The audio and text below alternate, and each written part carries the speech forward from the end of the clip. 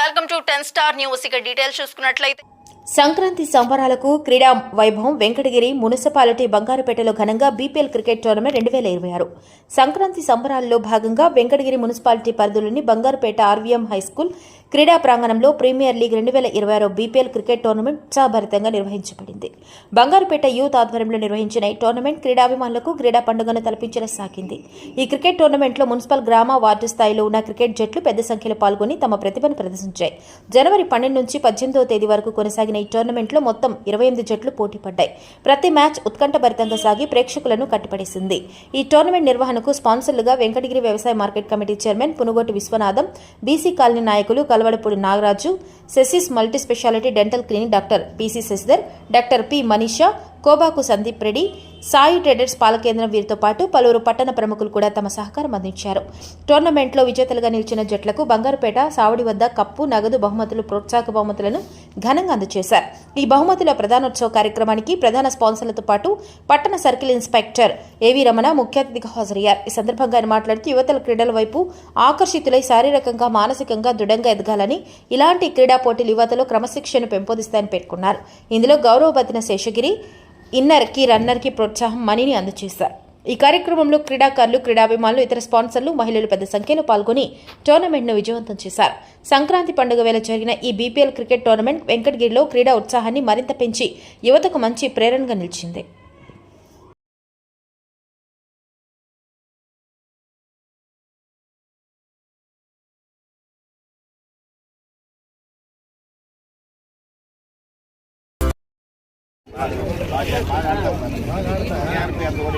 గెలిచినట్టున్నారు కదా, బంగారుపేట గెలిచింది, కప్పు కొట్టారు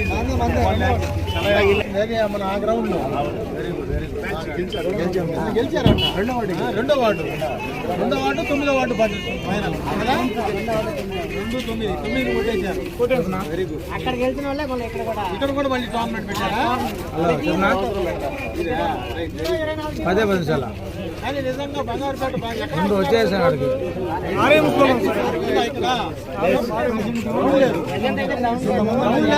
పడుతున్నారు మీరు గ్రౌండ్ నుండి అల్లాడిచ్చి పడతారు. పిల్లకాయల్ని మనము ఎంకరేజ్ చేస్తే బాగా ఆడుకుంటూ ఉంటారు చక్కగా. గ్రౌండ్ స్థలాన్ని ఏదైనా ఫారెస్ట్ ఉంటే అవుట్స్కట్స్ లో శుభ్రంగా మంచి నీట్ గా తయారు చేసి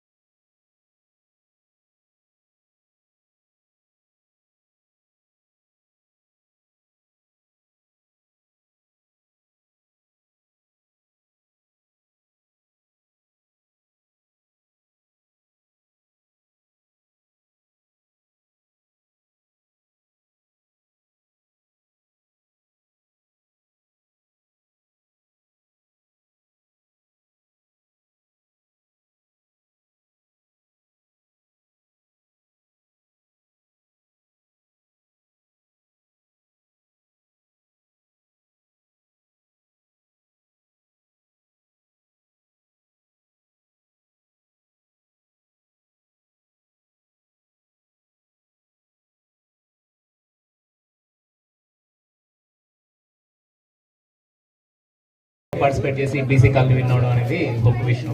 ఇప్పుడు ఇక్కడ ఎవరు విన్ అయ్యారు నిలబెడుతున్నారు, మేము వచ్చి ఇక్కడ ఉన్నదానికి. థ్యాంక్స్. మా అన్నదమ్ముళ్ళకి అందరికీ కృతజ్ఞతలు. ఎందువల్లంటే మీరు బాగా యాక్టివ్గా ఉంటారు నాకు తెలుసు. అది బంగారుపేట, బీసీ కాలనీ, ఈ 3 వార్డులు. వెంకటగిరిలో టోర్నమెంట్ గెలిచారు, కంగ్రాట్స్. ఇప్పుడు ఇక్కడ బంగారుపేటలో జరిగిన కూడా మీరే వినయాలని చేసింది. మనం ఏ గేమ్లో కానీ మనం పార్టిసిపేట్ చేసేప్పుడు 10 మంది మనకి సహకరించేస్తే అది మనకి బాగుంటుంది. అలాగే క్రికెట్ టీం అంటే 11 ఈ టీంలో విన్ అవడం చాలా గొప్ప విషయం. బ్యాట్స్మెన్ వచ్చేసి ఇంకేం టీమ్స్ షటిల్, క్రికెట్ అందరికీ క్రీడాకారులకి అభినందనలు. ఇంకోసారి వాలీబాల్ విన్నర్స్ కూడా కంగ్రాట్స్ అయ్యా. మన సిఐ గారు మాట్లాడతారు, 2 మాటలు మాట్లాడేసి. 1-2 వార్డులు చాలా బాగా క్రికెట్ ఆడతారు. అందుకనే మీరు అడగంగానే మేము కూడా స్పందించి మీకు కావాల్సినటువంటి కూడా మేము ఏర్పాటు చేస్తున్నాము. ఇంకా ముందు కూడా మా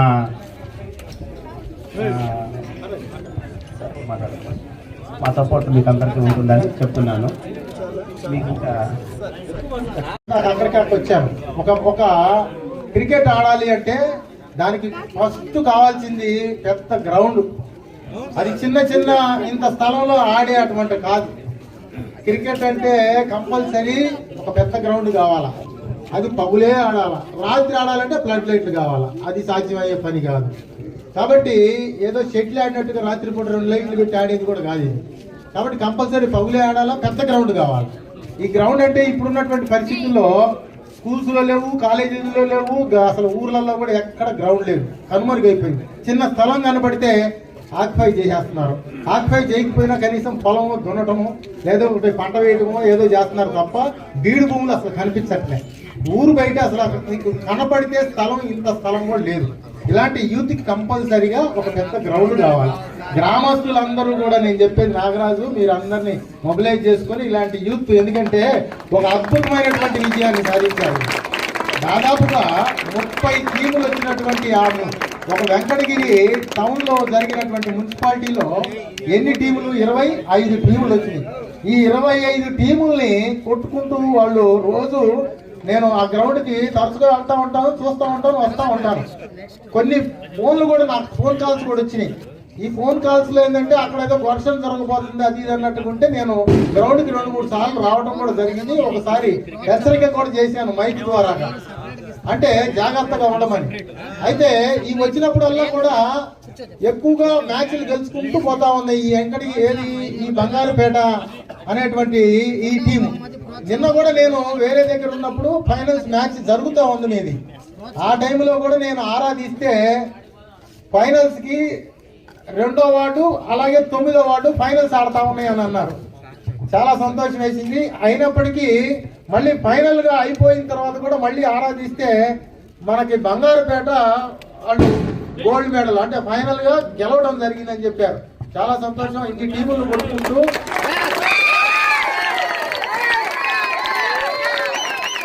అద్భుతమైనటువంటి విజయాన్ని సాధించారు. ఆ క్రీడాకారులందరికీ కూడా ప్రత్యేకమైనటువంటి అభినందనలు మా పోలీస్ శాఖ తరఫున తెలియజేస్తా ఉన్నాం.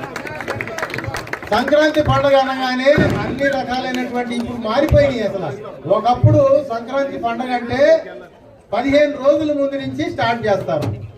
ఇప్పుడు చాలా చోట్ల సిటీస్లో కానీ టౌన్లలో కానీ అన్ని చోట్ల కూడా పండుగ వాతావరణం అంటే ఫస్ట్ నుంచి చేసేటువంటి ఈ సంక్రాంతికి చేసేది ఏంటి? హరిదాసులు, గంగిరెద్దులు, గాలిపటాలు, దాని తర్వాత వారం ముందు నుంచే పిండి వంటలు, లేడీస్ చూస్తే ముగ్గులేయటాలు, అలా 15 రోజుల నుంచి ఈ పండుగ వాతావరణం ఉంటుంది. ఇవి ఇప్పుడు కనుమరుగైపోతున్నాయి, దాదాపుగా కనుమరుగైపోతున్నాయి. అంటే ఈ యొక్క పల్లె వాతావరణం అనేది నేను చాలా చోట్ల నేను దగ్గర 27 సంవత్సరాల సర్వీస్ ఉన్నటువంటి వ్యక్తిని. నా వయసు 55 ఇయర్స్. ఇన్నిసార్లు నేను తిరిగిన చోట కూడా ఎక్కడ కూడా ఇలాంటి సంక్రాంతి పండుగ ఉత్సవాల్ని నేను ఎక్కడ కూడా చూడలేదు నా సర్వీసులో కూడా, నిజంగా చెప్పాలంటే. ఎందుకంటే మొదటిసారిగా సంక్రాంతి అంటే నా చిన్నతనంలో సంక్రాంతి చూసాము. దాని తర్వాత అసలు సంక్రాంతి పండుగని 25 ఏళ్ళగా నేను అసలు సంక్రాంతి పండుగని సరిగ్గా చూడలే. ఎక్కడ కూడా ఇన్ని చోట్ల తిరిగాను నేను. దగ్గర ఒక 20 ప్లేసులు తిరిగాను నేను. 20 సార్లు ట్రాన్స్ఫర్ అయినటువంటి ప్లేసులు తిరిగి చూశాను రాష్ట్రంలో. బట్ ఎక్కడ కూడా సంక్రాంతి సంబరాలు ఈ రకమైనటువంటి అద్భుతమైనటువంటి ఆనందాన్ని నాకు ఇంతవరకు కలిగించలే. అసలు ఊపిరి కలపలేదు. రాత్రి పగులు అనకుండా అద్భుతమైనటువంటి ఆటలు, లేడీస్ కావచ్చు, అలాగే వీళ్ళు కావచ్చు, అలాగే గొబ్బెమ్మలు అని చెప్పేసి రాత్రి పూట పెడతా ఉన్నారు. నేను అక్కడ కూడా వెళ్ళా. నిజం చెప్పాలంటే గొబ్బెమ్మలు అని చెప్పేసి నాకు మురుగా పిలిస్తే 2 రోజుల నుంచి నేను వెళ్ళి ఆ గొబ్బెమ్మలు ఎట్లా ఆడతారు ఏంటి అని చెప్పేసి మా మిసెస్ కూడా ఆమెకు బాగా ఇష్టం. నేను మురుగా చెప్తున్న దాని మేరకు మా మిసెస్ తీసుకొని వెళ్తే రాత్రి 12 దాకా ఆడే తిరిగాం. వెలంపాలెంలో ముగ్గు గొబ్బెమ్మలు, తర్వాత కోలాటాలు, ఆడవాళ్ళు ఆ యొక్క గొబ్బెమ్మలు పెట్టి అద్భుతమైనటువంటి పాటలతోని వాళ్ళు అలరించారనమాట. అసలు అక్కడి నుంచి కథల బుద్ధి కాలే మాకు అంట. అది ఒకటి. దాని తర్వాత ఇప్పుడు క్రీడలు చూస్తే ప్రతి ఊర్లో కూడా ఎక్కడ చూసినా క్రికెట్ లేదా ఏదో ఒక గేమ్ ఆడుతూ ఉన్నారు. మొన్న ఒక ఊరు వెళ్ళాం. ఏ ఊరు? కందనాలపాడు వెళ్ళాం. అక్కడికి పోతే అక్కడ మాకు 12:30 1 గంట అయిపోయింది. అక్కడ గొబ్బెమ్మలు ఆడుతూ ఉన్నారు. ఆడ క్రీడలు పెట్టారు. చిన్న పిల్లల దగ్గర నుంచి పెద్దవాళ్ళ దాకా అక్కడ దాదాపుగా 10-15 క్రీడలు పెట్టడం జరిగింది.